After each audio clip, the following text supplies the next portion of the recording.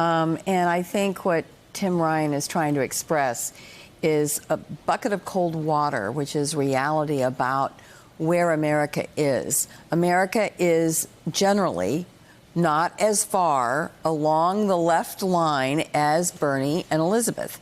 Free stuff from the government does not play well in the Midwest because they're just convinced that they're never the ones getting the free stuff. You know, they're working really hard and they can't afford to retire. And that was part of the thing that Trump did. He said, basically, I'm going to tap into your anger and your angst. We're going to blame the Mexicans and the Muslims for everything that's wrong with the world.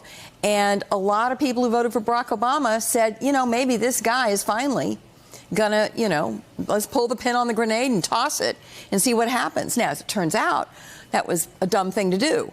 But I think the reality is that if you start saying that we're going to let folks coming across the border have no criminal penalty, and we're going to allow them to get access to free health care through Medicaid programs, then you are going to lose a whole slew of voters that aren't crazy about Donald Trump, but are not going to go there. I mean, it really would be, I think, a very difficult thing to overcome in states like Michigan, Wisconsin, Pennsylvania, Iowa, North Carolina, the states that we really need to win. Eugenia. Hey there, I'm Chris Hayes from MSNBC. Thanks for watching MSNBC on YouTube. If you want to keep up to date with the videos we're putting out, you can click subscribe just below me or click over on this list to see lots of other great videos.